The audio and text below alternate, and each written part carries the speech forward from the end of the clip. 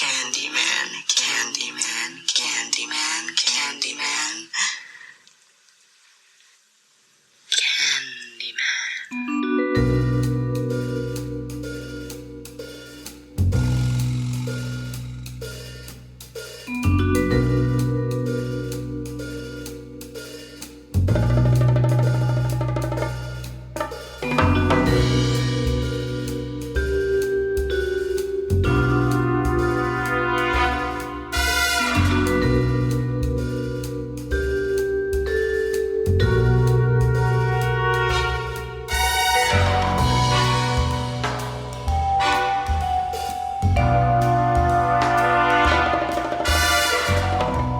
Welcome to episode 49 of the Horror Double Bill, the podcast where each week we pair two movies to create something greater than the sum of their parts.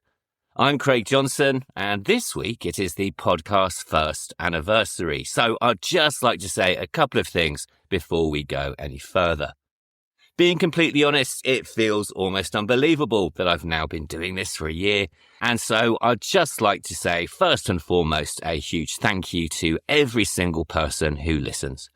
I'm always rather amazed that people tune in to hear me disappear down somewhat random cinematic rabbit holes every week, and so whether you've been here since day one or whether this is your first episode, I'd just like to say I'm incredibly grateful for all of your support. It means a lot more to me than you could possibly know, so thank you all very much. So I chose our first film this week to reflect the fact that the traditional gift for first anniversaries is paper, and so we're opening this week's episode with Paperhouse from 1988.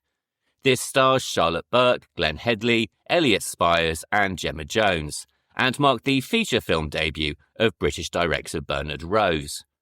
And Bernard Rose also directed our second film of the week, which is Candyman from 1992. This is based on a short story called The Forbidden by Clive Barker and stars Tony Todd, Virginia Madsen, Cassie Lemmons, Xander Berkeley and Vanessa Williams. Along the way, we'll be discussing the slightly nebulous landscape between children's fiction and horror, the early careers of Bernard Rose, Tony Todd and Clive Barker, the true crimes that inspired Candyman, the controversy surrounding the film's release, and much, much more.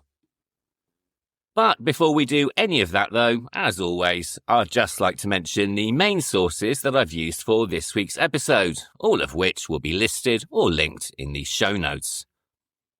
So when discussing Paperhouse, I have referenced interviews and articles on the websites filmfreakcentral.net, bfi.org.uk, theotherfolk.blog and scifinow.co.uk. And when discussing Candyman, I have heavily referenced the book Candyman by John Towson, published as part of the Devil's Advocate series of books from Liverpool University Press. I've also referred to Clive Barker's original story, The Forbidden, and interviews, commentary tracks and extras on the special edition Blu-ray release from Arrow Video, as well as interviews and articles on the websites clivebarkerarchive.com, clivebarker.info, theguardian.com, horrornewsnetwork.net, people.com, flexiblehead.blog, and movingpictureshow.com. And for both films, as always, I have also referred to the IMDb and Wikipedia pages for the authors, movies, directors, cast and crew. Paperhouse was based on a children's book called Marianne Dreams by the writer Catherine Storr and occupies a nebulous and liminal space between the world of children's fiction and the world of horror. Tapping into primal childhood fears, including entering adolescence, family trauma, fear of abandonment, and our first encounters with death, the film shares some of the qualities of other literary works, including Alice's Adventures in Wonderland, The Chronicles of Narnia, and the fairy tales of the Brothers Grimm. We can also see it as a gateway horror movie for younger viewers, in much the same way as films like Monster House from 2006, or the unbelievably terrifying Return to Oz, which starred a young Fairuza Balk and was released in 1985. Writer Catherine Storr, who was born in London in 1913, was certainly not afraid of inspiring fear in her young readers or depicting the nature of evil in her writing.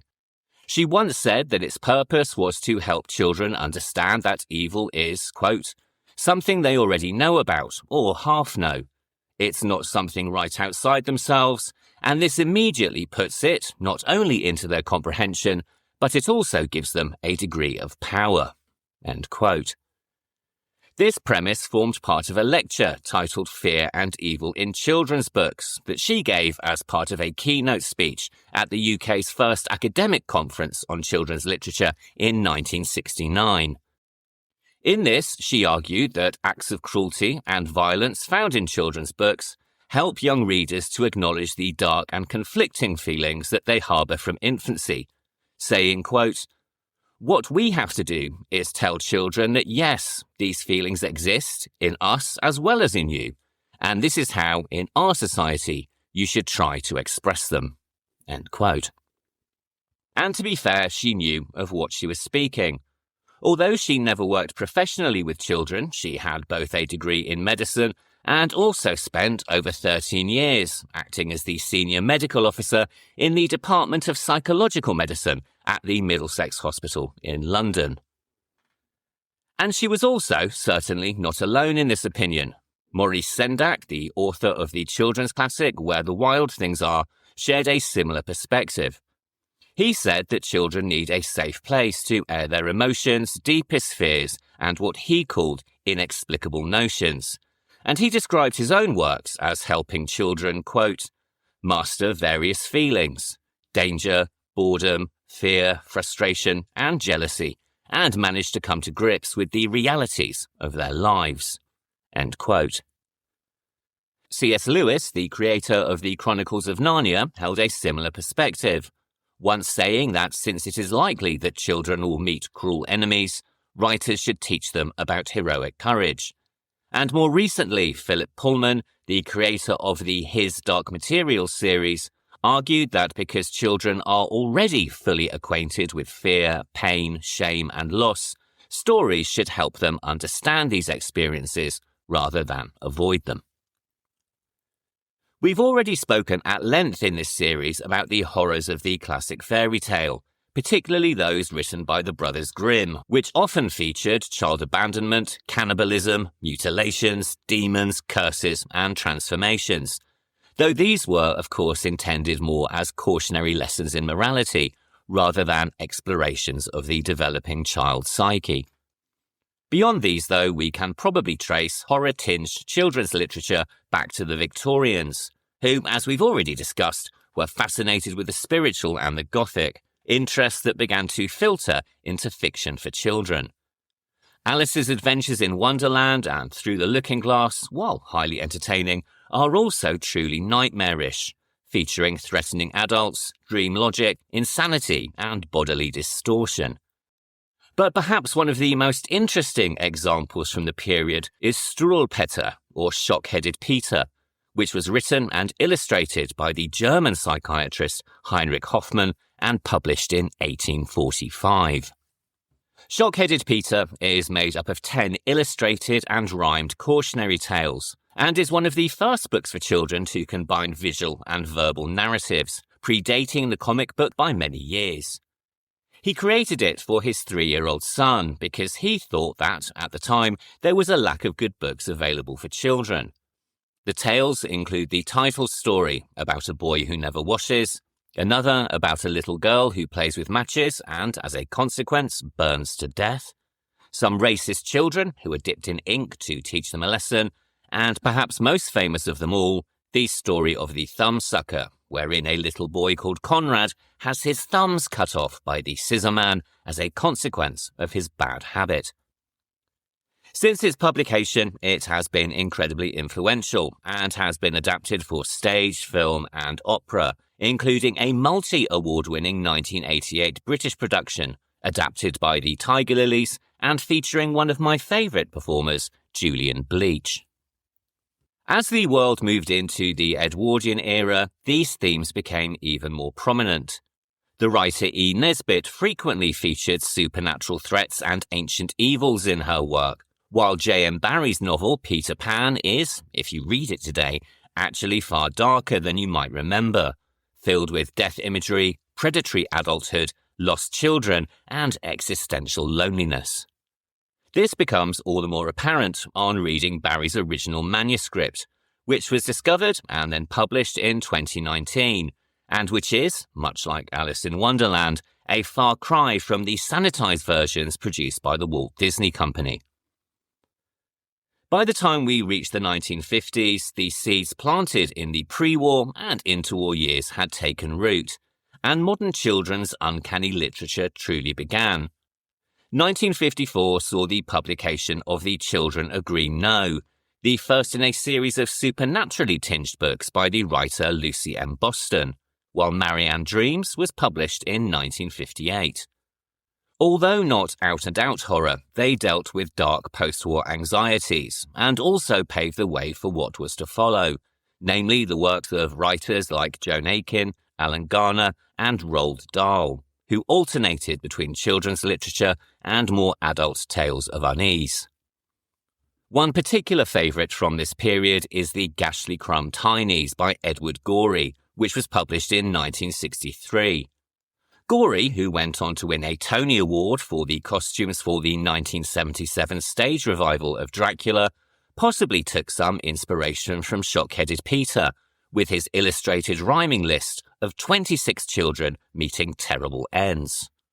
Amy falls down the stairs, Basil is eaten by bears, Ernest is choked, Hector is drowned, and Maud is swept out to sea. And much like Hoffman, this work has become highly influential, and you can certainly see its DNA in the stories of the fictitious author Lemony Snicket and his 13-part series of children's books, A Series of Unfortunate Events, which began publication at the end of the 1990s. Following Catherine Storr's keynote speech on fear and evil at the tail end of the 1960s, the world of children's horror literature exploded, with collections like the Armada Ghostbook series and volumes including the Beaver Book of Horror and the Usborne Guide to the Supernatural World. These featured supposedly true accounts of hauntings, werewolves and vampires, and occasionally I've read from them over the course of this series. This period also coincided with, in Britain at least, incredibly dark TV shows for children, including the 1969 adaptation of The Owl Service, based on a book by Alan Garner, 1972's Escape into Night, which was based on Marianne Dreams, and Children of the Stones and King of the Castle, both of which were released in 1977.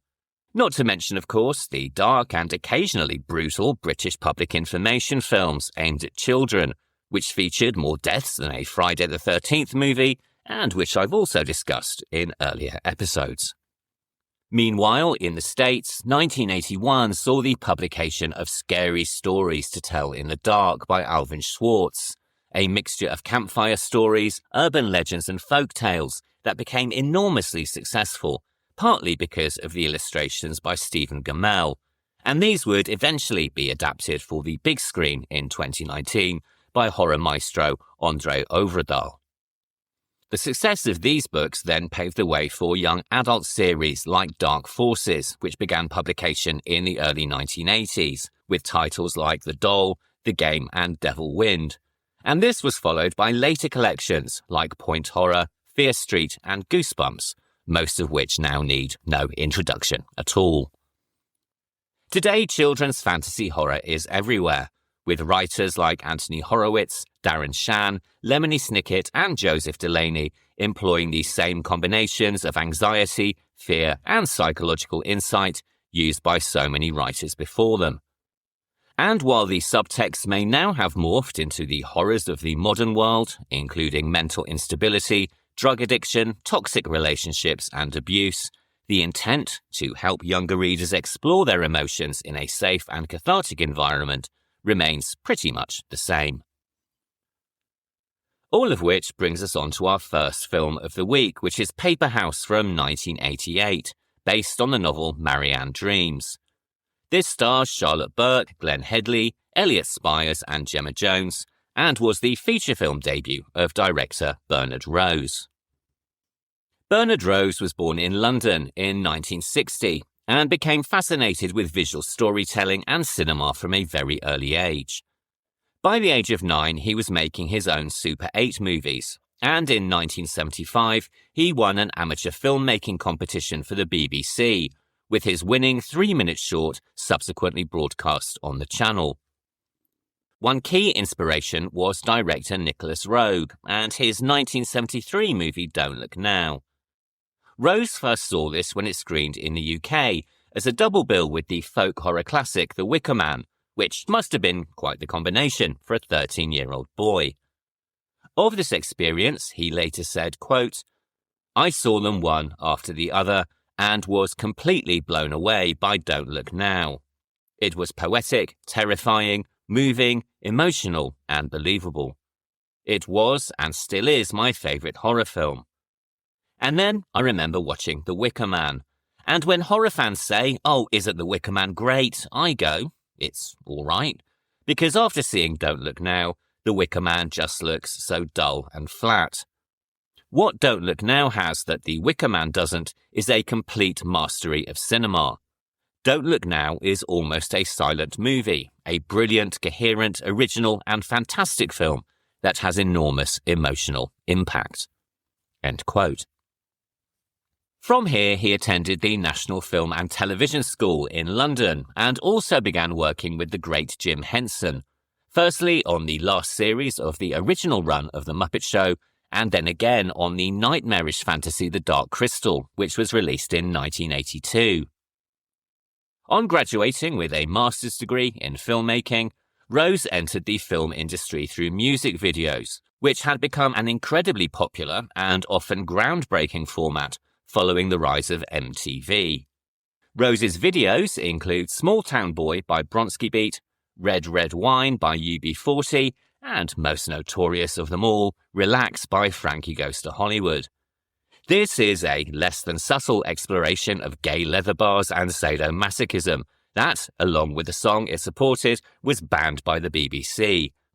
But in a stunning example of the Streisand effect, long before that term had even been coined, the controversy instead helped propel the song to the top of the UK music charts and also launched Frankie Goes to Hollywood to stardom. Of this period, and of this specific video, Rose has said, quote, "I was very lucky to work during a period where producers and MTV were like, make what you want, and so we did. And with Frankie Goes to Hollywood, ultimately they did think we went too far. But it was just capturing the moment, creating visuals that were interesting. It was like making silent movies. We could tell these young guys' stories and express stuff that they were trying to get at through the music." End quote.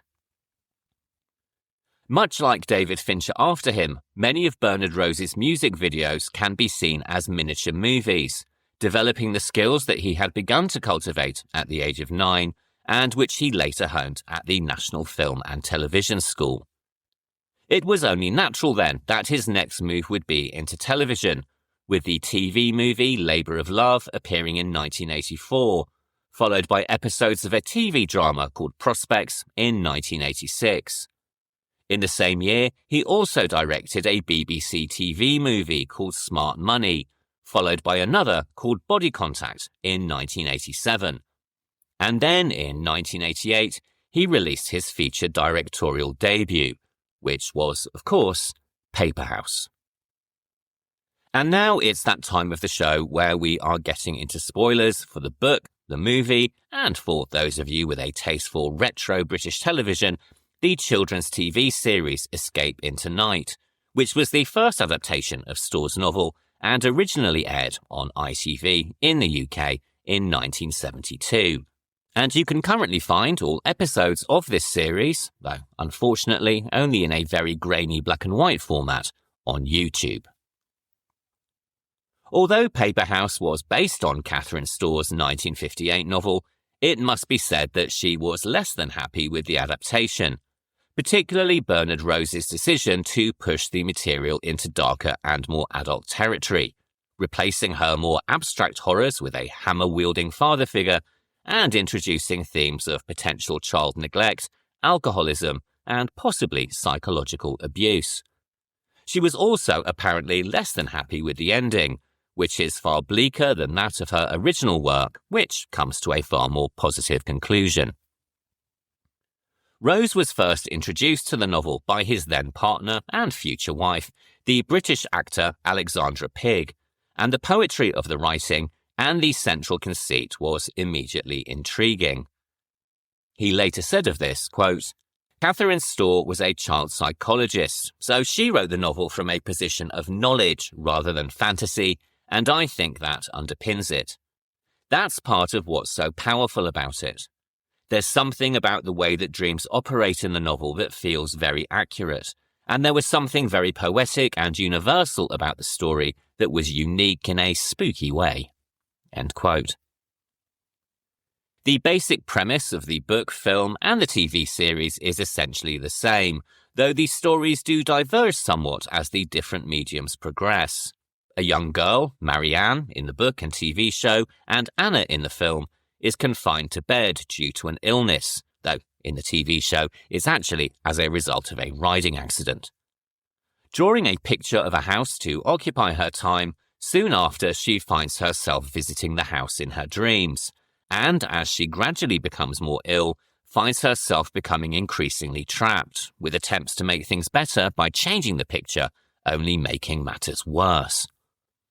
Enraptured by the novel, Rose spoke with one of his contacts from his music video days, a man called Tim Bevan. Bevan had founded Working Title Films, a production company that would go on to produce the out-and-out horrors that are Notting Hill and Love Actually, as well as the far more acceptable Oh Brother Where Art Thou, The Big Lebowski, and Hot Fuzz. Paperhouse would be the company's fifth feature production, and financing was obtained from Vestron Pictures. Vestron, however, only agreed to fund the project as long as it avoided an R rating, a requirement that restrained the levels of horror and violence depicted throughout the film. As mentioned, though, Rose was keen to push the film into darker and more adult territory, and the character of Anna is very different from the character of Marianne in the novel, and who is here presented as a very troubled and rebellious pre-teen. Within the first few minutes of the movie, we see her reacting rather violently to a fellow classmate with whom she clearly has some long-standing animosity. She is then sent out of the schoolroom by the teacher, where she immediately tries to draw her classmates' attention by making faces through the window.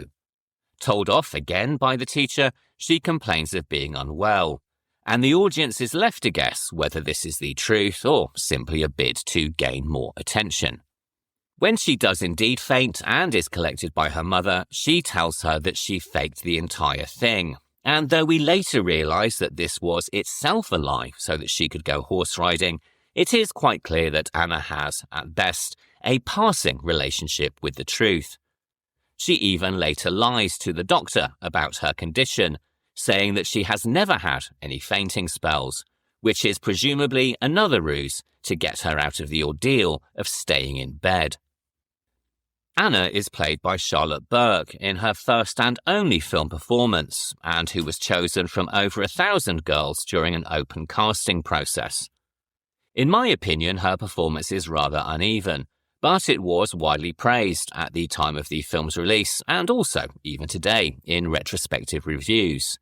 As an adult, though, I find it incredibly hard to relate to her because she is, for much of the movie, an incredibly annoying brat.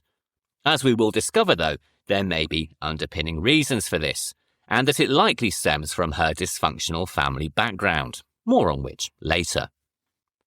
On the cusp of adolescence, she experiments incredibly clumsily with makeup and also discusses snogging with her friend, who recounts kissing several boys at a recent party, some upstairs, some downstairs, and some on the sofa. But at the same time, Anna is also clearly a child, wanting to play hide and seek, an event which leads her to fainting once again and requiring police intervention. And I have to say, while her mother, played by Glenne Headley, welcomes her back with open arms and a kiss, my own mother would likely have skinned me alive and grounded me until I reached adulthood. As to the frantic search for the misplaced picture later in the movie, accompanied by petulant screaming, don't even get me started. Anna is joined in her fantasy world by a boy called Mark, who is also an invalid in the real world.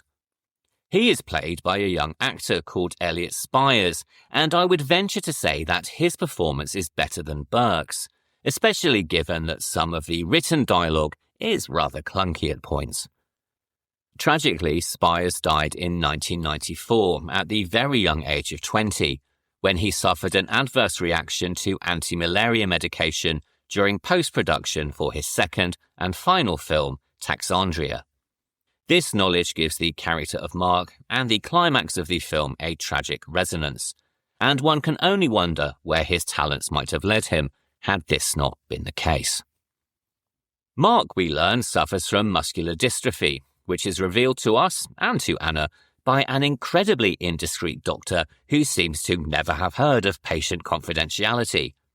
Unlike Anna, however, he has no knowledge of the real world beyond the Paperhouse, saying, when she asked how he got there, that, quote, "They left me here. I must have done something wrong," end quote.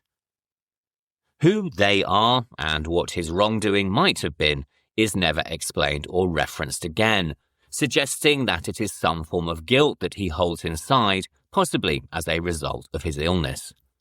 He is also the one who warns Anna that the house and the moorland isn't safe, though again, we never find out what might have happened to lead him to this conclusion. As the narrative continues and the two become increasingly ill in the outside world, the dream state begins to take a far darker turn, and the two find themselves becoming increasingly menaced by Anna's creations. In the book and the TV show, the threat comes from animated rocks surrounding the house, while in the film, the threat comes from a monstrous representation of Anna's absent father. In this respect, the film pushes into far darker and more dangerous territory than Storr's novel, exploring dysfunctional family dynamics, alcoholism, and potentially child abuse. And this, of course, might account for Anna's previously mentioned rebellious behaviour, and also her mother's seeming reluctance to exert much discipline at all towards her daughter.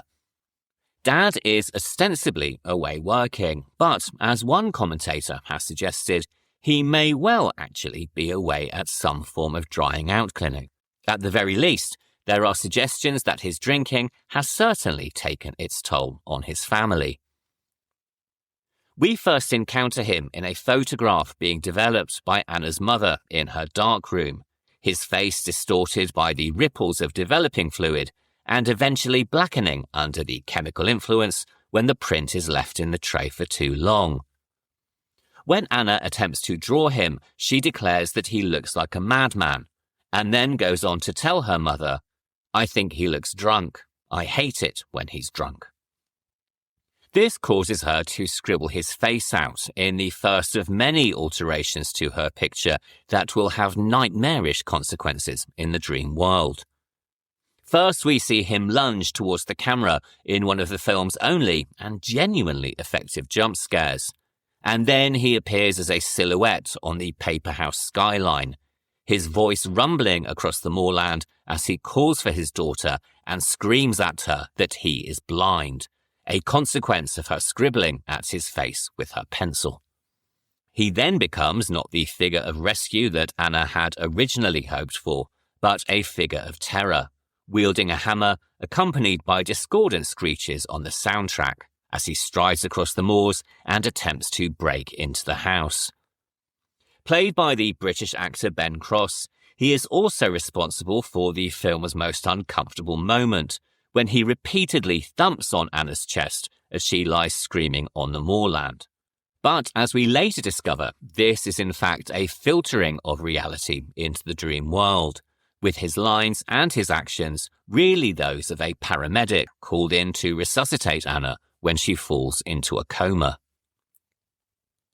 Although the characters and the specifics of the story change across the different storytelling formats, One thing that remains fairly consistent is the Paperhouse itself, which is described in Storr's novel as follows. Quote, "She drew, as she nearly always did, a house with 4 windows and a front door. The walls were not quite straight because she wasn't ruling the lines, and the chimney was a little large. Over the chimney she drew a faint scribble of smoke. She drew a fence around the house and a path leading from the front door to a gate. She put some flowers inside the fence, and all around she drew a long scribble of grass, which she hoped would be waist high at least. In the grass outside the fence, she drew a few large, rough-looking stones or lumps of rock, like those she had seen on the moors in Cornwall." End quote.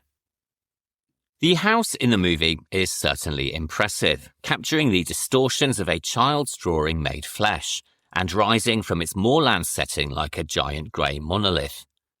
The art direction and design was provided by Anne Tilby and Gemma Jackson, the latter of which would go on to work on Game of Thrones, while the cinematographer was Mike Southern.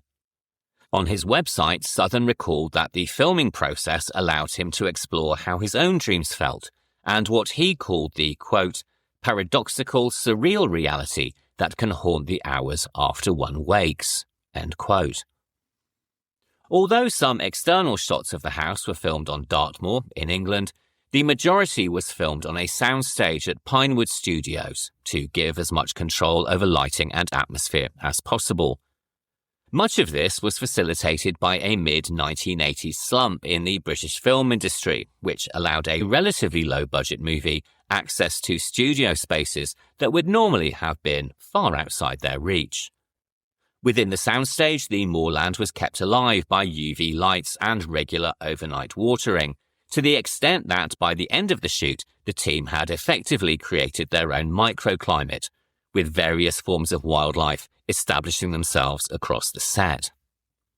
Because the house and its contents have been drawn by a child, Rose and his team had free rein to create surreal and dreamlike imagery, both in the distortions of the house exteriors and the interiors once Anna finds her way inside. Rose has said that it was on this film that he realised that film is, essentially, a dream already, and therefore, in this regard, there is no difference between the dream state in the movie and the film's reality, going on to say that the whole of Paperhouse really exists to illustrate this one point. This is all helped enormously by the use of practical visuals and painting that create a far more unreal world than we would perhaps achieve today with CGI, which Rose has said would have enabled more things to happen in the movie, but which would ultimately have also been far less interesting. The looming exteriors, which are reminiscent of the house by the river in Charles Laughton's film Night of the Hunter, are shot from child's eye level, and we also have a myriad of surreal images inside, which come across as a combination of Dr. Seuss, Salvador Dali, and René Magritte. There is a pair of disembodied legs standing on the lower levels of a staircase that explode into dust without warning. There's also a large metal ice cream machine, a bizarrely overly large radio mounted on the wall of a room filled with candles, a stretched and disproportionate boy's bicycle, and a tea party in the upstairs room comprised of towering burgers and oversized misshapen drinking glasses. Magritte also serves as the inspiration for the towering black and white lighthouse looming against a blue sky filled with white clouds, which recalls several of his famous paintings, including my personal favourite, Empire of Light. And this is not the only painting referenced in the movie. When Anna first wakes up on the moor outside the house, the cinematography deliberately invokes the painting Christina's World by Andrew Wyeth, while the brief scene of Mark lying seemingly dead across the bed acts as a reconstruction of the painting The Death of Chatterton by the pre-Raphaelite artist Henry Wallace. Anna's mother is played by Glenne Headley, an American actress who was once briefly married to John Malkovich, with whom she worked at the Steppenwolf Theatre Company. Following several award-winning stage plays, she began her screen career in a number of supporting roles, before achieving fame with her performance in the comedy Dirty Rotten Scoundrels in 1988, the same year that Paperhouse would be released. She would go on to appear in many films and TV shows after this, including Dick Tracy in 1990 and Mr. Holland's Opus in 1995, as well as Emmy-nominated performances in the TV shows Lonesome Dove and Bastard Out of Carolina. An immensely talented actress, if her performance in this film seems a little off, she can perhaps be forgiven. Although she had portrayed Anna's mother with her usual American accent, after filming it was decided that her character should be British, requiring post-production dubbing that seems slightly at odds with the rest of the film. And I think we have to admit that her character, while clearly a very caring woman, is also hardly going to win Mother of the Year, at least not to a modern retrospective audience anyway. She smokes in the confines of the car with her daughter, she nearly lets her drown in the bathtub, and she also rather carelessly leaves a tea light burning by the bed, which may assist Anna in the dream world, but also almost results in their flat being burned down. At least, though, she does manage to redeem herself in the film's final moments, when she saves Anna from the cliff top as she waits precariously on the edge. Anna is waiting here for Mark to collect her in his helicopter, a mode of transportation that initially represents freedom from illness, loneliness and fear, but which ultimately represents death. And in the real world, of course, this is most likely a police helicopter called out to search for Anna when she runs away from the seaside hotel in which her family is staying. As a debut feature, there is much in Paperhouse that foreshadows the director's later film Candyman, with its blending of fantasy and reality and a narrative of a lonely character seeking escape and validation. In Paperhouse, it is through dreams and fantasy, and in the second, it is through the relentless pursuit of a mythical figure and also gothic romance. There are also similarities in the use of music, which was here initially provided by the composer Stanley Myers. However, this original orchestral score was ditched before the film's release, at the insistence of the American producers, though Rose himself thinks this was more to do with the film itself than actually with the score, saying, quote, "I think they didn't like the film, to tell the truth.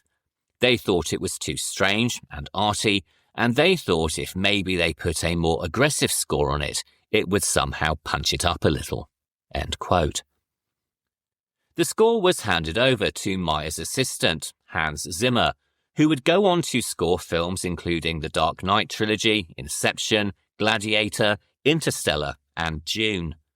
Paperhouse would be one of the future Oscar winners' earliest film scores and was created on a synclavier, a pioneering 1980s digital synthesizer, which was one of the earliest systems to allow musicians to sample sounds and then manipulate them. Despite the incredibly fast turnaround time, Zimmer's score is highly effective, and it also anticipates the electronic and dominating minimalist score that would be created by Philip Glass for Candyman.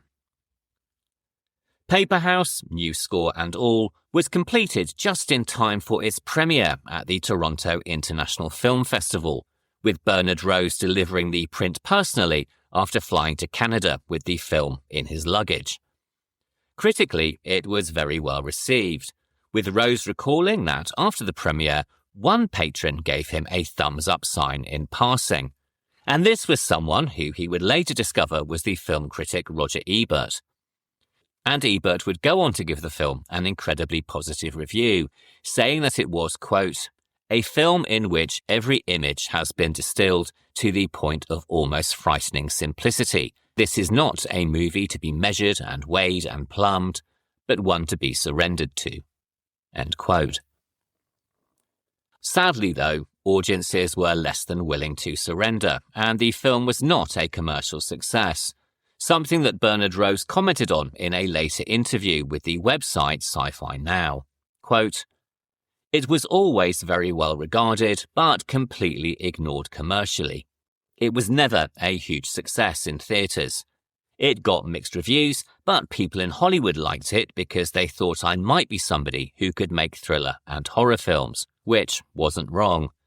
It certainly did me a lot of good in those terms, but the film didn't make any money. In the 1980s, that kind of genre was not taken seriously or admired the way it is now, but the film has had a huge afterlife thanks to people who really adored it." End quote. Even today, it is relatively difficult to track down, and although it was released in both France and Germany as special edition Blu-ray sets in 2013 and 2019 respectively, it is yet to receive the remaster in the UK that it truly deserves. Often spoken of in conversations alongside The Company of Wolves and Pan's Labyrinth, one can only hope that at some point in the future, some enterprising boutique Blu-ray company will give it a wider release, especially given its psychological depth, arresting visuals, and the pedigrees of its composer and director. After Paperhouse, Bernard Rose moved temporarily away from horror and directed a film called Chicago Joe and the Showgirl, a World War II set crime thriller starring Kiefer Sutherland based on a 1944 murder case. This film was neither a critical nor commercial success, but it did lead to an introduction with a young British director and writer who was filming his second movie on a soundstage in the same studios. That film was 1990's Nightbreed, and the writer-director was a man from Liverpool called Clive Barker. Clive Barker is an author, filmmaker, artist, and poet, among many other things, who was born into a working-class household in October 1952 in Liverpool, England, and he has cited this upbringing as having a significant influence on his creative sensibilities. His father worked in industrial relations, and his mother was a welfare worker and, incredibly importantly, a painter, a talent that, if you have ever seen his artwork, was clearly also passed on to her son. After school, he studied English and philosophy at the University of Liverpool, where he became increasingly involved in performance art and experimental theatre, a discipline in which he immersed himself through much of the 1970s. During this period, he co-founded an avant-garde performance group called the Dog Company, and here he worked alongside Doug Bradley, who would later become iconic as Pinhead in the Hellraiser franchise, and Peter Atkins, who made a brief appearance in Hellraiser and who would go on to write the screenplays for Hellbound, Hellraiser 2, and Hellraiser 3, Hell on Earth. Anticipating much of Barker's later work, over the early 1970s, Dog Company mounted surreal and transgressive stage productions, as well as producing short experimental films, all of which explored the themes of horror, sexuality, and religion. These films were very much inspired by the American experimental filmmaker and provocateur Kenneth Anger, and two of them, Salome, made in 1973, and The Forbidden, made in 1978, were eventually released on home video following the success of Hellraiser. Designed and printed in negative due to financial constraints, Barker has described these quote-unquote home movies as anticipating his later work, saying, quote, "These are movies that were made in people's cellars and front rooms with a lot of passion and no money. I think they are interesting little films, almost prophetic in a sense, particularly The Forbidden, with the atmosphere of dread and anxiety that hangs over the movie, and obviously the erotic elements. They definitely prefigure what we later see in the Hellraiser movies. Like a psychic's production of automatic writing, the work we create when we are young can be a powerful clue to what obsesses us. In a trance of innocence, without the demands of commerce or self-consciousness, we speak with the purity that is difficult to achieve in later work. Not that purity is necessarily a great artistic value. Some of the most boring art I know values that quality far too highly. But in the scrawl of an unwitting mind, there may be interesting codes to be broken." End quote. Barker's breakout work was a collection of short stories titled The Books of Blood, published across 6 volumes beginning in 1984. At that time, horror publishing was a far greater behemoth than it is now, more's the pity, something that exploded, as we discussed a few weeks ago, in the late 1960s and early 1970s, with the success of the novels Rosemary's Baby by Ira Levin, The Other by Thomas Tryon, and The Exorcist by William Peter Blatty. This led to a new wave of horror authors, or perhaps more accurately, led to publishing companies becoming more willing to take a chance on the macabre, with writers like James Herbert, Peter Straub, Ramsey Campbell, Dean Koontz, and Stephen King dominating bookshelves in homes and in retail outlets. And this was also a time when, in my opinion at least, horror novels had far better cover art than the rather bland and tasteful imagery that we see today, but that might just be because that's what I grew up with. I certainly remember the artwork of James Herbert's The Fog giving me nightmares for weeks. With the publication of the Books of Blood, Barker was hailed by no less than Stephen King as the future of horror, while Ramsey Campbell, a fellow Liverpudlian, wrote the foreword for volumes 1 to 3. These collections contain stories that would also later go on to be adapted into film, including Rawhead Rex, which would be filmed rather terribly from Barker's own screenplay in 1986, The Lost Illusion, which Barker himself would direct as Lord of Illusions in 1995, The Midnight Meat Train, which was filmed in 2008, Dread from 2009, and an anthology film titled Books of Blood, which was released in 2020. As well as the screenplay for Rawhead Rex, which in my opinion is inspired more than a little by the movie Blood on Satan's Claw, Barker also wrote an original screenplay called Underworld, which was released in the US as Transmutations in 1985. And this is the same year in which he published his debut novel, The Damnation Game. Both Underworld and Rawhead Rex were directed by a man called George Pavlou, and Barker has effectively disowned both films, describing Underworld as a designer boredom movie, while saying that Rawhead Rex, which he thought marginally better, was spoiled by an incredibly bad 1960s monster. He also said that the film adaptation of Rawhead Rex missed the sexual symbolism that was central to his original story. For him, the whole movie, which he described as being about a 10-foot penis going on the rampage, had to smell of sex, which, as anyone who has seen it will tell you, it most certainly doesn't. But at the very least, their artistic failure inspired him to do much better with his next film project, saying that he felt he needed to compensate for those earlier movies. And this he most certainly did with his featured directorial debut, Hellraiser. This was based on his novella The Hellbound Heart and was released in the UK in 1987.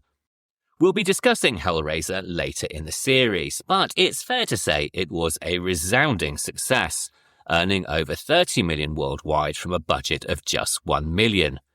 It also spawned a plethora of sequels, each with increasingly diminishing returns.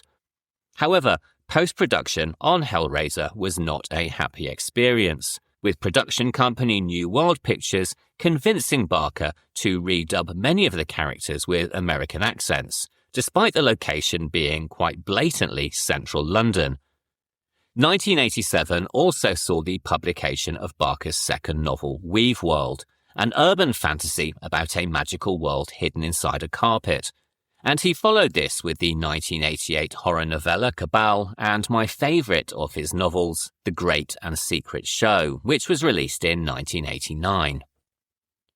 The novella Cabal would go on to form the basis of Barker's second directed feature, Nightbreed, which was released in 1990. This, though, would also be marred by studio interference, particularly in the final edit, and it was also very much damaged by a poor marketing campaign, which promoted the film as some kind of slasher, which it most certainly is not. As a result, the film was both a critical and commercial failure, though it has since gone on to be re-evaluated, and a director's cut of the film was finally released in 2009. As I mentioned, it was during the making of this film that he first met Bernard Rose, who was filming Chicago Joe and the Showgirl on another soundstage at Pinewood Studios in England. Intrigued enough by the meeting to read some of Barker's work, Rose started reading the Books of Blood and was immediately drawn to two stories as having possible filmic potential. The first of these was a story titled In the Flesh, a supernatural occult drama set in a prison, but he soon decided that, although it was very well written, it would be impossible to film. The second was a short story called The Forbidden, which, title aside, has absolutely nothing to do with the short film I mentioned earlier. And it was this story that would become the basis for our second film this week. All of which does indeed bring us on to our second film of the week, which is Candyman, written and directed by Bernard Rose and released in 1992. This stars Virginia Madsen, Tony Todd, Cassie Lemmons, Vanessa Williams and Xander Berkeley. And now we are getting into the spoilers for both the movie and the original short story, so if you haven't yet experienced either, now is the time to hit pause and return once you have. The story The Forbidden concerns a graduate student named Helen who, in researching her thesis, unwittingly attracts the attention of a supernatural presence known as Candyman. However, unlike the film, there is no invocation using mirrors, no backstory regarding racial prejudice, and the story is set on a council estate in Liverpool as opposed to the projects of Chicago.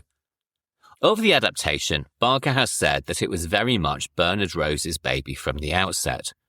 The two shared an agent who contacted Barker and told him that Rose was interested in adapting some of his stories for film. The author had very much enjoyed Paperhouse, calling it tremendous and a quote-unquote smashing picture.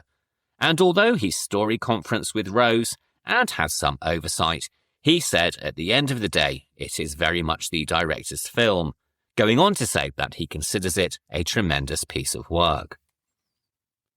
The Forbidden is set on a council estate, which for listeners outside of the UK are residential developments, generally managed by local councils, to provide subsidised and affordable rental living. Introduced by the 1890 Housing of the Working Classes Act, the initial purpose was to clear slum properties, and this was then developed in 1919, when for the first time in the UK, government funding was used to build social housing. Following World War II, a massive building programme was launched to replace war-damaged property, and in the 1950s and 1960s, there was a peak in construction, with 1 million homes built between 1945 and 1955 alone.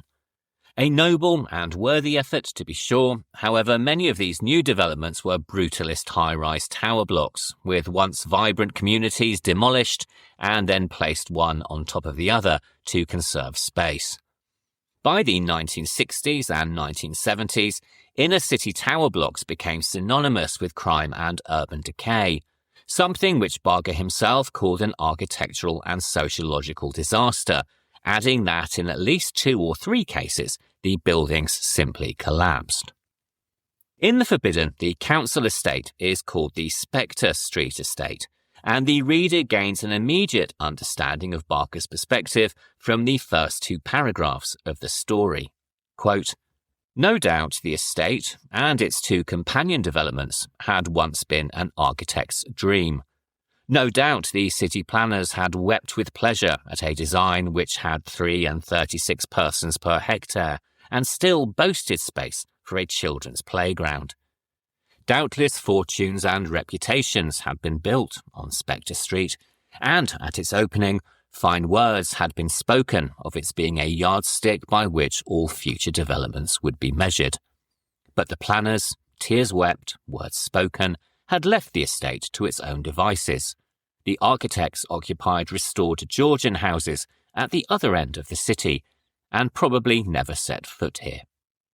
They would not have been shamed by the deterioration of the estate, even if they had. Their brainchild, they would doubtless argue, was as brilliant as ever, its geometries as precise, its ratios as calculated. It was people who had spoiled Spectre Street. Nor would they have been wrong in such an accusation. Helen had seldom seen an inner-city environment so comprehensively vandalised. Lamps had been shattered and backyard fences overthrown. Cars whose wheels and engines had been removed and chassis then burned blocked garage facilities. In one courtyard, 3 or 4 ground-floor masonettes had been entirely gutted by fire, their windows and doors boarded up with planks and corrugated iron." End quote. Into this environment enters graduate student Helen, who in this story is not studying urban legends, but instead graffiti, something which she calls the semiotics of urban despair.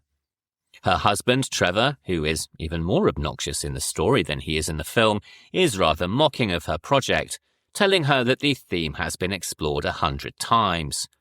But Helen is convinced that within the layers of spray paint and slogans, some clue might be found to a collective unconscious, a common meaning that combines her two favourite subjects of sociology and aesthetics.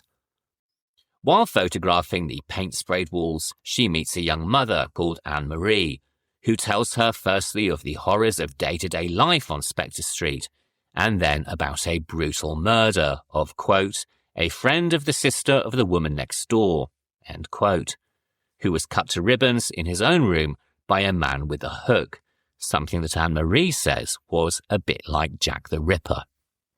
Barker's story is driven by ideas of class and social decay, and it was these themes that initially attracted Bernard Rose because, according to the author, quote, he liked the idea of taking a horror story with some social undertones and making a movie out of it, end quote.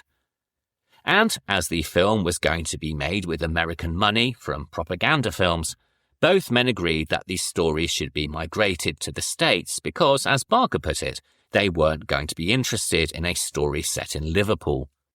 A very accurate assessment of film production at the time, but also something that was probably coloured by Barker's own experiences with Hellraiser.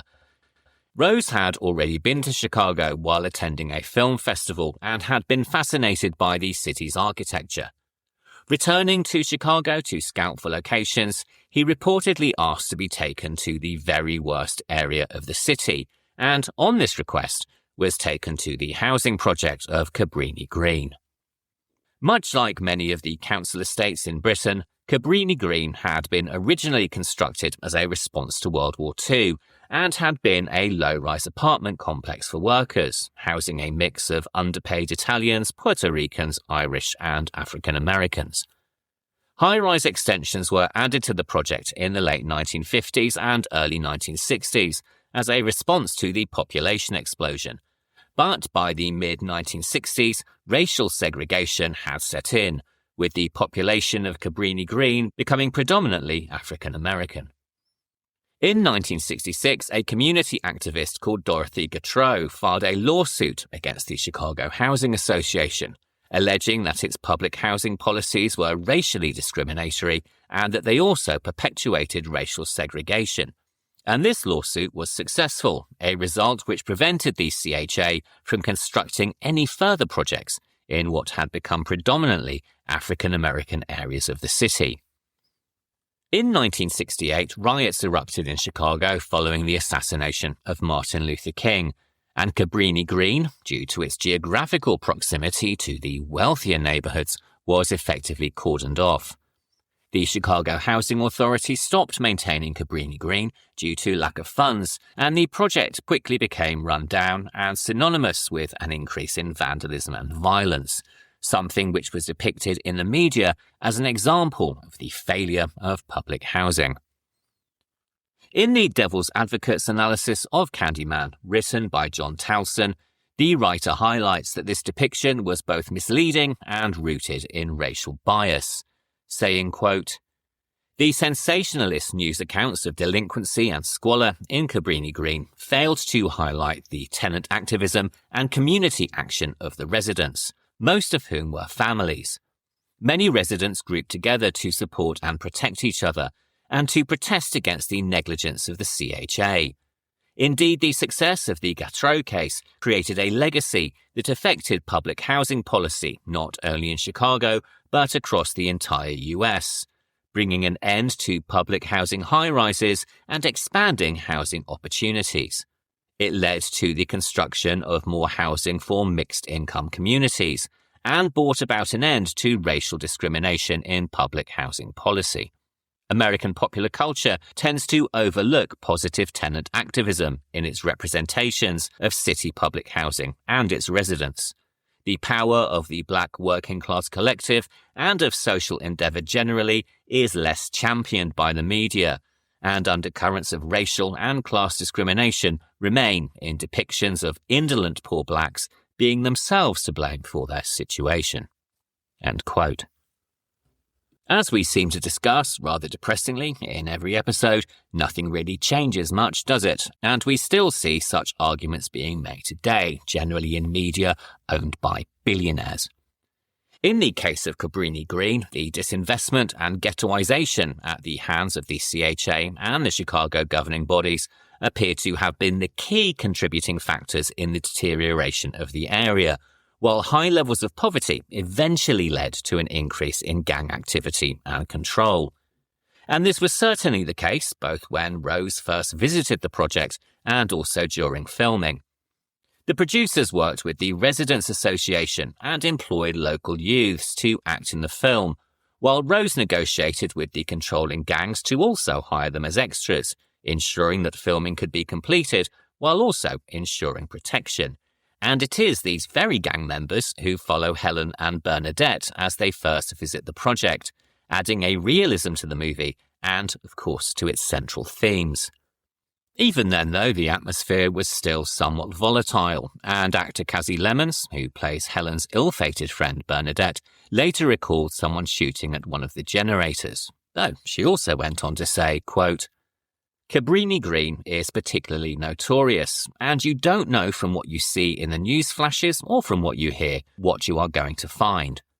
But we found families, people just trying to survive, people with nice apartments, some better than others, and little kids.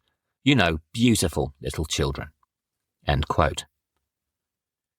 The decision to set the film in Cabrini led to a shift in subtext from Barker's story, which, among its many themes, is partly about the English class system. In the movie, the story is also about class, but this is defined through racial division and stereotyping, because, as Rose would put it, quote, "The whole point about Candyman is that he is a representative of people who are oppressed." End quote. In Barker's original story, the Candyman is a very different figure, a monstrous raggedy jester who is seen first in a mural painted on a wall and then in a physical encounter with Helen as she returns to the Spectre Street estate to continue her research. Quote, "He was bright to the point of gaudiness, his flesh a waxy yellow, his thin lips pale blue, his wild eyes glittering as if their irises were set with rubies. His jacket was a patchwork, his trousers the same. He looked, she thought, almost ridiculous, with his blood-stained motley and the hint of rouge on his jaundiced cheeks." End quote. And this is obviously quite a far cry from the Candyman of the movie, who Rose decided would have more in common with the tragic monsters of classic Gothics like Frankenstein, or more specifically, the Phantom of the Opera. To achieve this, then, Rose needed an African-American actor who could deliver both menace and tragedy, an actor who could humanize the Candyman of his vision while still presenting sufficient menace. And one day, watching a TV movie about the ivory trade in Nairobi, he saw the actor Tony Todd. Tony Todd was born in December 1954 in Washington, D.C., but was raised in Hartford, Connecticut, where he first studied at the Hartford Public High School before attending the University of Connecticut. Interested in acting from an early age, he went on to train at the Eugene O'Neill National Theatre Institute and the Trinity Repertory Company in Rhode Island, a classical theatrical education that is clearly evident in his portrayal of Candyman and indeed across his entire career. His first acting job was with a travelling political theatre group called Modern Times Theatre, after which he relocated to New York, where he made numerous stage appearances. And it was here, in one stage performance, that he was spotted by a casting director who was working on Oliver Stone's 1986 Vietnam drama, Platoon. this director would cast Todd in what would become his feature film debut. Appearing in a multi-Oscar-winning movie is certainly an impressive way to start your film career, and once Platoon opened, he moved to LA, where he secured minor roles in films including the gangland drama Colors and the Charlie Parker biopic Bird, released in 1988. He also appeared in several TV shows, including the comedies Kate and Ally and Night Court, and then, in 1990, he secured the male lead role of Ben in the remake of George A. Romero's Night of the Living Dead. Although the idea of a remake of such a classic film usually fills me with dread, this one is a cut above the norm, helped in no small part by the fact that it was written by Romero and his original collaborators Russell Striner and John A. Russo, and it was also directed by frequent Romero collaborator Tom Savini, making his directorial debut. Co-starring Patricia Tallman, Bill Moseley and William Butler, as a remake it stands up remarkably well, with enough of the original to satisfy the die-hard fans, while also subverting audience expectations and throwing in a few neat plot twists that are highly satisfying as opposed to merely gratuitous. And if you've not seen it, even if you are a lover of the original, then I highly recommend tracking it down. In the same year, he also appeared in Ivory Hunters, the TV movie, which introduced him to Bernard Rose. Rose immediately saw in him his vision for Candyman and insisted to propaganda films that he was the right actor for the part, even refusing to audition anyone else for the role. And although propaganda were resistant, even suggesting Sidney Poitier for the part, Rose stood his ground. Tony Todd was Candyman, and for him, that was all there was to it. For a young actor still relatively new to the movies, this opportunity was incredible, although Todd later said that part of what attracted him to the role was curiosity. He wanted to know how they would manage the scene in which Candyman emits a stream of bees from his mouth. As it turned out, this would be achieved through using a special mouthpiece that would prevent live bees from entering his throat. He later said on the day of filming, quote, "The next thing I knew, there was a funnel in my mouth and they're pouring 300 moving creatures into it," end quote. And although he had been assured that the bees would be young enough to be relatively harmless, rather wisely, Todd negotiated a clause into his contract that, for each time he was stung, he would receive a bonus of $1,000, netting him an extra $23,000 as a result. But it wasn't just the curiosity about the bee effects that attracted him to the role, although he did say this was part of it. He was also attracted by the story, the complexity of the character, the social commentary, and the opportunity to develop Candyman's backstory alongside Bernard Rose. In Barker's original tale, the Candyman has no real backstory. He is a mysterious presence, an urban legend made real, but with little to account for his appearance, his violence, or indeed the ever-present swarm of bees that surround him as much in the text as they do in the film. For the movie, Todd and Rose worked closely together to develop the character, creating Daniel Robitaille, the freed son of a slave, who would be brutally murdered for the crime of falling in love.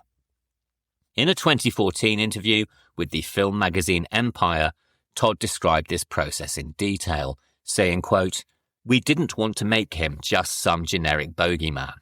Bernard and I wanted to make sure he was steeped in a kind of gothic American racial history, especially as the story had been transposed from Liverpool to Cabrini Green. We mutually decided that he was an artist, and from that came the idea of the painting, and once we had that, we knew it was going to be Phantom of the Opera. Once I had all that, I knew how to make him human, in spite of the fact that he's a ghost. Having grown up in America just as the civil rights movement started, I could completely relate to him." End quote. Although Todd's screen time totals less than 10 minutes, his performance, and particularly his mellifluous and hypnotic voice, commands the entire film.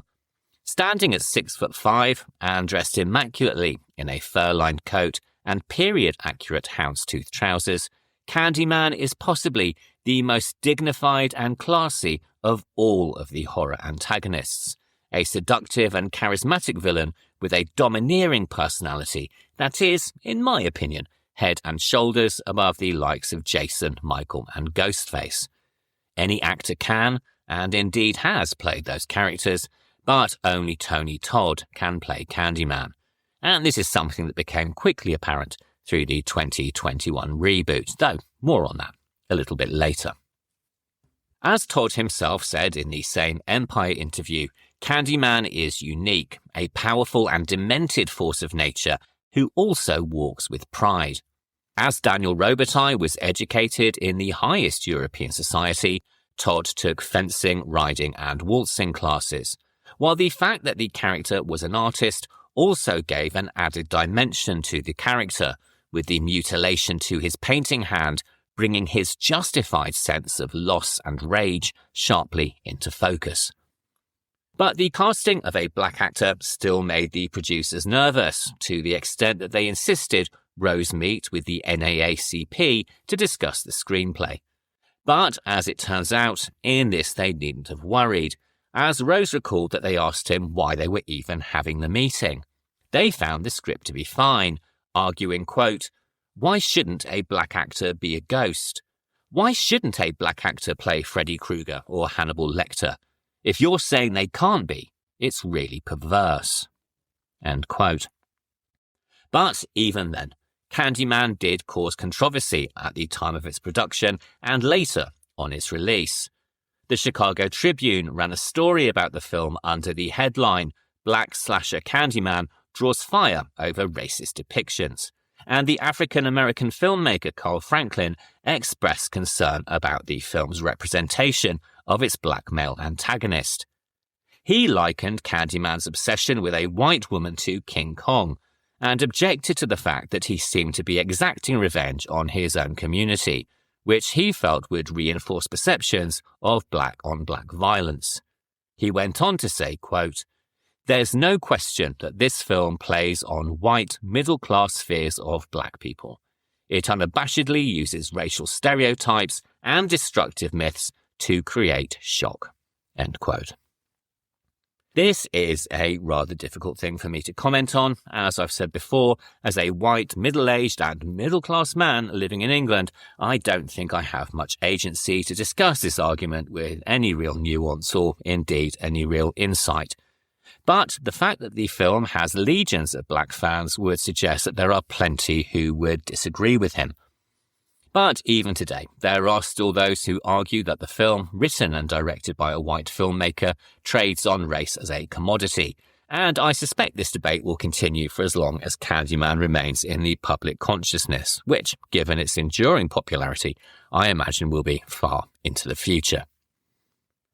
Although there are significant changes from Barker's original story, many of the bones of the forbidden can still be seen throughout the film. Both deal with the nature of urban legends, with the murders reported in the story interpreted by several characters as modern fairy tales, underlined by the fact that they were apparently told by the, quote, "sister of the woman who used to live next door," end quote. In the story, the killer stems from the urban legend of the Hook, a tale which is repeated over dinner by the character Purcell, a pious and preening academic who also features in the film, where he recounts the story of Daniel Robitaille in a similar setting. The film, however, introduces the idea of summoning Candyman via a chant and a mirror, something very much inspired by the legend of Bloody Mary, which I remember doing the rounds back in the 1970s. Interestingly, following the film's release, there were those who believed that Candyman and his summoning ritual were actual urban legends, as opposed to being something created simply for the film. Another similarity between the two lies in the crimes that have occurred at Spectre Street and at Cabrini Green, and that in both cases they were inspired, very sadly and horrifically, by real events. In the story, Helen is told of a man with learning difficulties who was attacked with a razor in a public toilet, quote, "and they cut off his private parts, just cut them off and flushed them down the toilet," end quote. This story is also repeated in the movie and was inspired by stories told by Barker's grandmother, who warned him to be careful to ensure that the same did not happen to him. This was quite possibly a distortion of a real case, that of William MacDonald, who became known as the Sydney Mutilator for doing much the same thing. Although MacDonald's crimes were committed in Sydney, Australia, he had been born and raised in Liverpool before emigrating, and the reporting of his crimes would no doubt have reached Barker's grandmother's ears, as well as the rest of the Liverpudlian community. In Candyman, we also learn of the murder of Ruthie Jean, slaughtered in her own apartment by a killer who literally came through her walls, with Helen later realising that this was through a bathroom cabinet and a shared recess. And this, very sadly, was clearly inspired by the 1987 murder of a Chicago resident called Ruthie Mae McCoy, who was killed in her own home in much the same way, an incident that exposed the dangers of the Chicago Housing Authority's cheap building design. As I've said before, this isn't a true crime podcast, but there are many out there who have covered this tragedy in great detail, and the information is also all online if you want to find out more. The Forbidden and Candyman also present the idea that the Candyman needs people to believe in him to maintain his own existence. In the story, he tells Helen, quote, "I am a rumour. It's a blessed condition, believe me, to live in people's dreams, to be whispered at street corners, but not have to be." End quote. This sentiment is also echoed in the movie, with the line, "I am the whisper in the classroom," the writing on the wall. And in both the film and the story, Candyman offers Helen an eternal life through urban mythology, presenting the idea that it is through collective belief that he maintains his power. Rose has expanded on this idea in interviews, saying that ultimately, quote, "Candyman really poses the question that if God exists because we believe in him, what would happen if the worship ceased? Would there be a 5-minute period where God is running on belief? And would he try to win his followers back?" End quote. Dialogue from the story also appears throughout the movie, including the conversation between Helen and Candyman at their first meeting, and the much-quoted lines, "What's blood for, if not for shedding? Be my victim," and my particular favourite, "What do the good know, except what the bad teach them by their excesses?" And it's not just the spoken dialogue.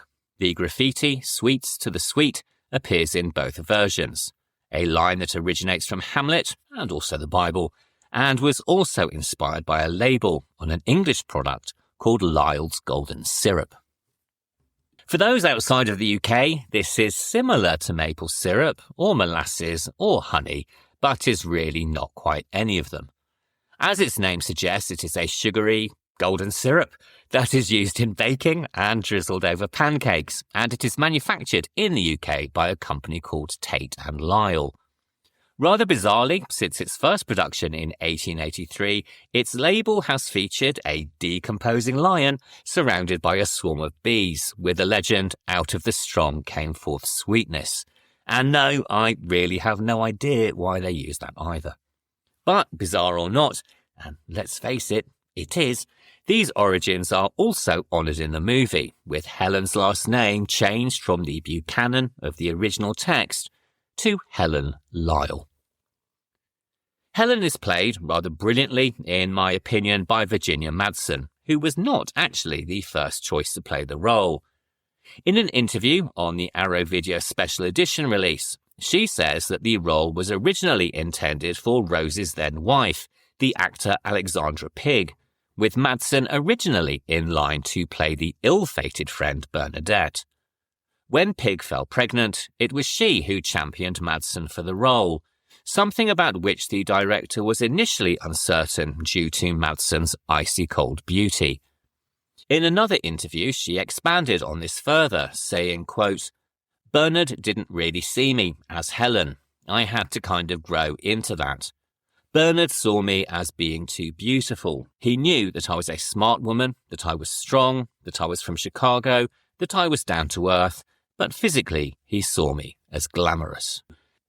As we know, of course, Rose changed his opinion, though Madsen would later joke that her preparation simply involved eating multiple pizzas so that she could gain the weight necessary for her to play the part.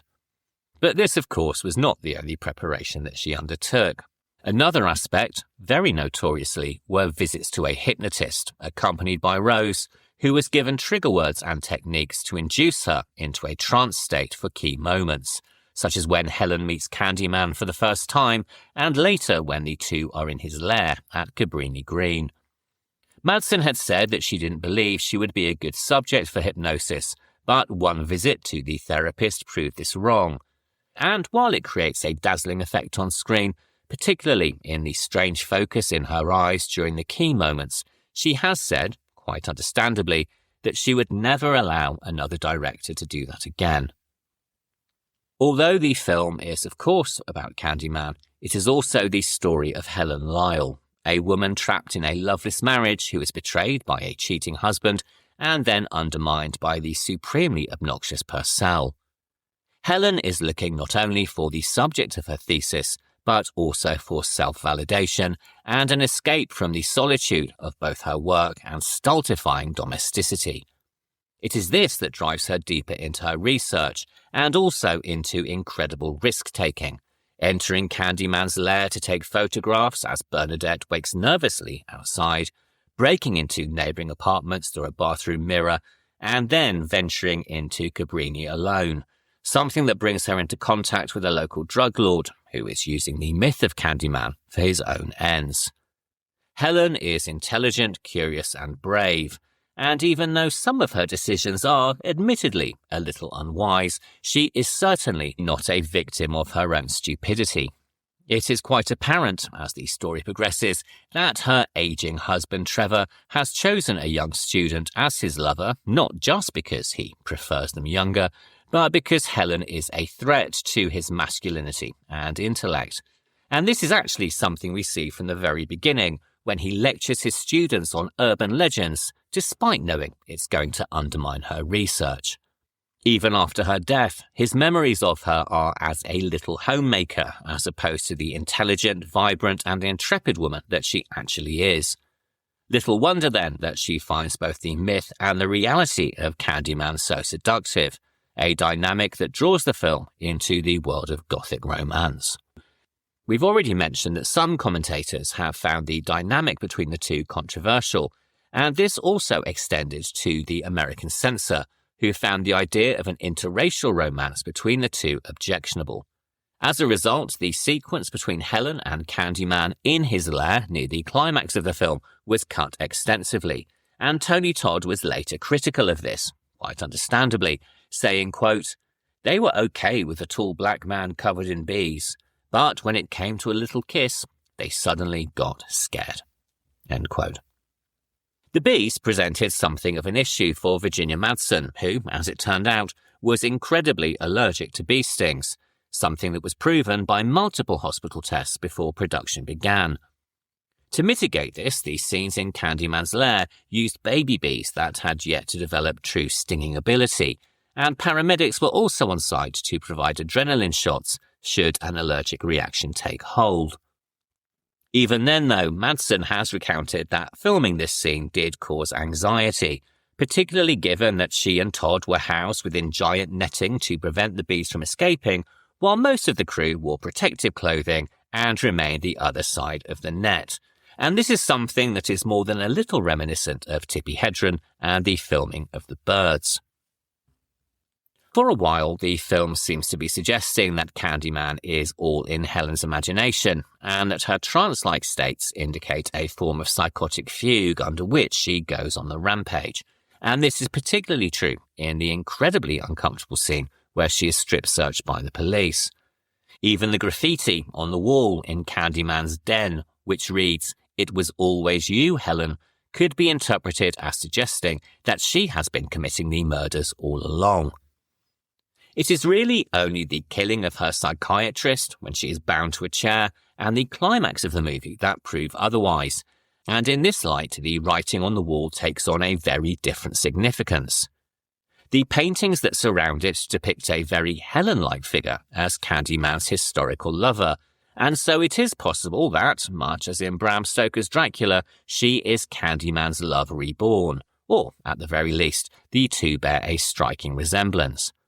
Another possible interpretation, though, is that this was always Helen's destiny, and that it is less her own actions that bring her to the film's climax, and more that this would have been her destination, regardless. In any case, the true climax of the film, wherein Helen saves Anne-Marie's baby and also kills Candyman, suggests that she is still a woman of independence, somebody who is willing to destroy herself to do the right thing, killing the monster and saving an innocent child.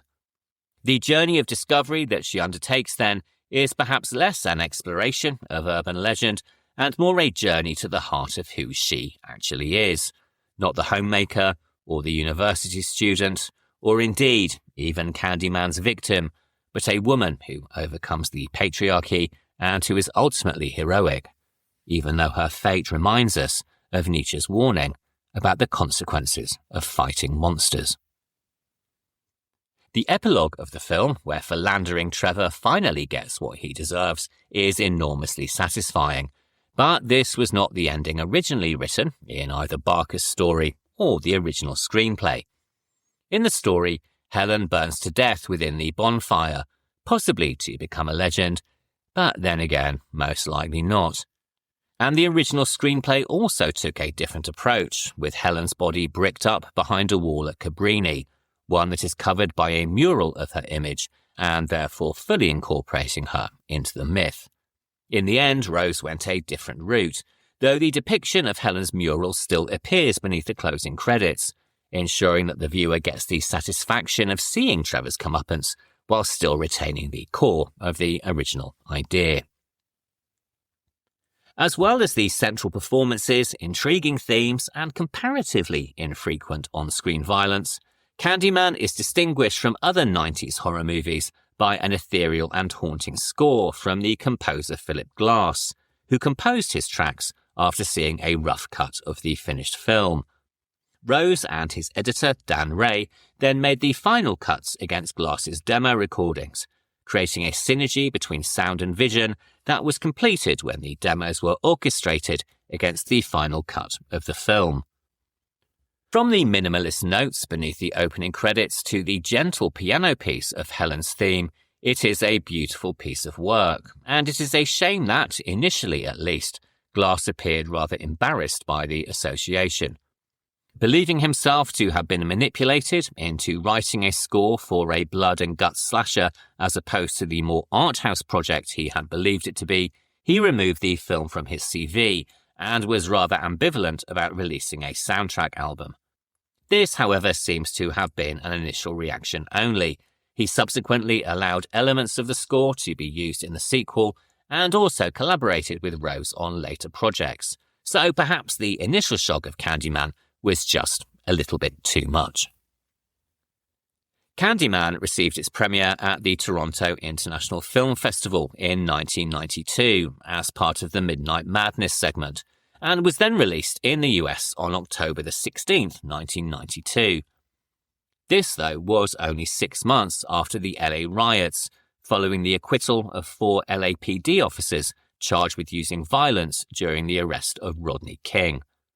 Coming at a time of great racial tensions, there was concern among studio executives that the film would be seen as racist, with Clive Barker saying that the studio believed there were going to be mass demonstrations and fistfights and worse at cinemas where Candyman was playing.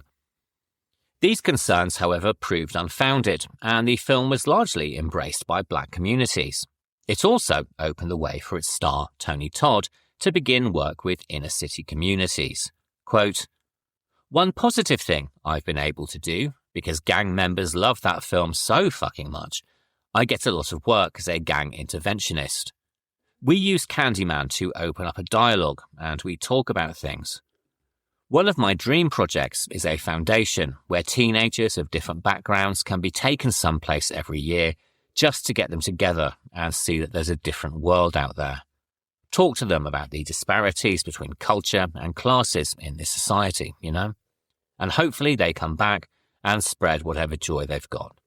I want that to be my legacy." End quote. Perhaps predictably, the critical reception was somewhat mixed. The LA Times was particularly critical, calling the film ambitious but pretentious and saying that it quickly became as repellent as it was preposterous. Others, though, were far less critical.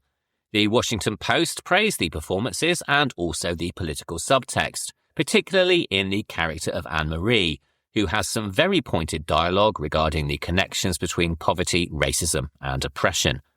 The New York Times praised its unusually high interest in social issues, and Roger Ebert scored the film 3 out of 4, praising Candyman as a movie that scared him as much with its ideas as much as it did its gore. Initially, Bernard Rose was lined up to make a sequel that would have run across multiple timelines and incorporated elements of another Barker story, The Midnight Meat Train. Perhaps predictably, though, the studio wasn't interested in a different story and just wanted more of the same. And though they had been contractually obligated to offer Rose first shot at the screenplay, they rejected his ideas pretty much out of hand.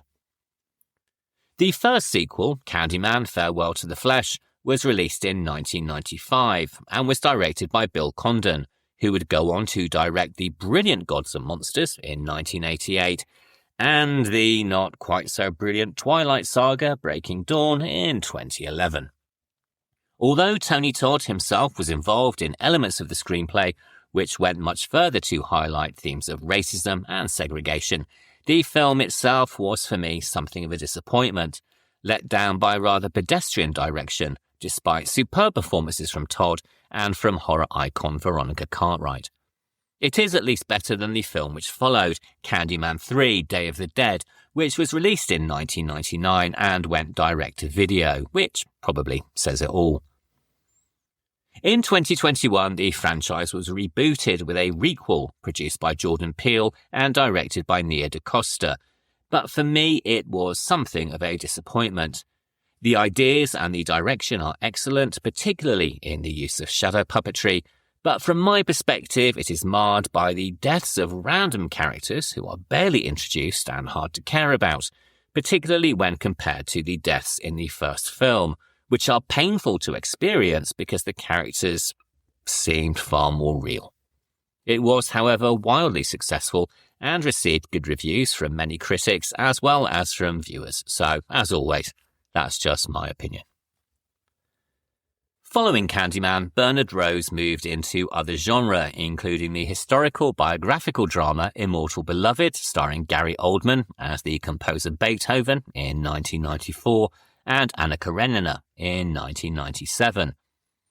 In the year 2000, he directed and co-wrote the excellent Hollywood drama Ivan's XTC, starring regular collaborator Danny Huston as a Hollywood agent dying of lung cancer.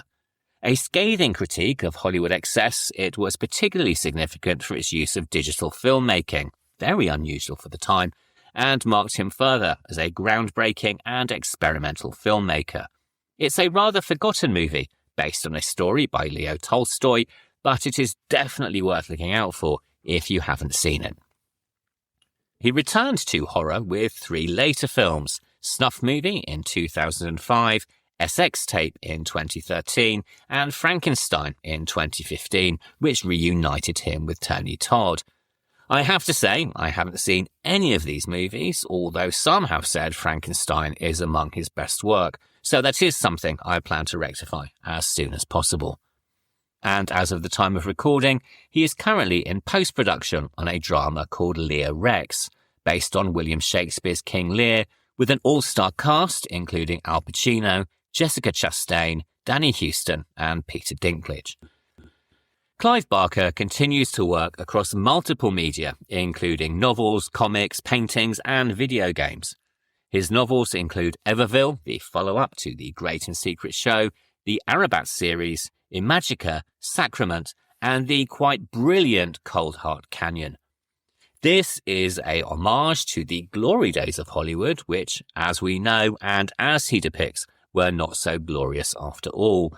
And while it would be pretty impossible, I suspect, to turn into a movie, I have to admit, I would love to see somebody talented give it a go. In early 2024, he announced that he would stop attending public events so that he could focus more on his writing, as he was working on the manuscripts for 31 different projects, some closer to completion than others. So, all being well, and Barker's health permitting, there should hopefully be much, much more to come. Tony Todd went on to appear in over 240 film and TV productions, which is of course far too many to name, though some of these include The Rock, the Final Destination franchise, the Hatchet franchise, Wishmaster, Star Trek The Next Generation, Star Trek Voyager, Criminal Minds, and, as I mentioned, Bernard Rose's Frankenstein. He also made numerous stage appearances and lent his distinctive vocal talents to multiple animations and video games. In an interview given for the Arrow Video Blu-ray release of Candyman, he said that despite having made over 200 movies, he anticipated that in his obituary, Candyman would appear within the first 3 lines, and that he would have no problem with that at all. It is with great sadness that I can confirm that in this, he was correct. He passed away on the 6th of November 2024 at the age of 69. A year prior, in 2023, he joined the cast of Final Destination Bloodlines, where he secretly let producers know that he had terminal stomach cancer. During filming, they elected to allow him to improvise the final lines of his character Mr. Bloodworth, allowing him to say goodbye to his legions of fans. He said, quote, "Life is precious. Enjoy every second. You never know when. Good luck." End quote. Paperhouse and Candyman are of course both films directed by Bernard Rose, and both tell stories that hover somewhere between grim reality and an even grimmer fantasy. One is the story of a young girl encountering the horrors of burgeoning adulthood and her first encounter with death, and the other is the story of a grown woman who, in encountering death, learns the true nature of her identity. Together they create an exploration of identity, trauma, family dysfunction, social commentary, and the gossamer walls between supernatural horror and psychological collapse, themes which in both cases linger long after the credits have concluded. All of which brings me to the end of what has turned out to be an incredibly long episode. So if you are still with me, thank you very much for listening. If you've enjoyed the show, please remember to rate, review, and subscribe wherever you listen to podcasts. And please also consider sharing this episode with any horror-loving friends. You can also contact the show via email at thehorrordouble@gmail.com or follow our Instagram, thehorrordouble. Next week, we are continuing our anniversary celebration with a return to our roots and some of the themes that we explored in our very first episode, with 2 stories about multiple murderers in absolutely every sense of the expression. First up, we have The Week of the Killer, directed by Eloy de la Iglesia and released in 1972. This was released outside of Spain with the incredibly exploitative and incredibly misleading title of Cannibal Man, and so it is under that title you will find it if you are outside of Spain. I'm not entirely sure why it was called that, as there is no cannibalism at all in the movie, apart from a very vague inference, but just as a heads up, there are some real scenes shot in a slaughterhouse that are genuinely upsetting. So, if you are vegetarian or vegan, or if you're an omnivore and really don't want to know where your food comes from, you might want to give this one a bit of a wide berth. And then we follow that with another film from the great Mario Bava. This is The Ecology of a Crime from 1971, better known in English as A Bay of Blood, a far more suitable English language title than Cannibal Man to be certain, but still rather exploitative and not quite as evocative as the original Italian. This is also a film which went on to inspire the American slasher movement, particularly entries in the Friday the 13th series, so expect some discussions about that alongside the usual cinematic rabbit holes. If you'd like to watch along, you can find out where these films are streaming in your area by visiting justwatch.com.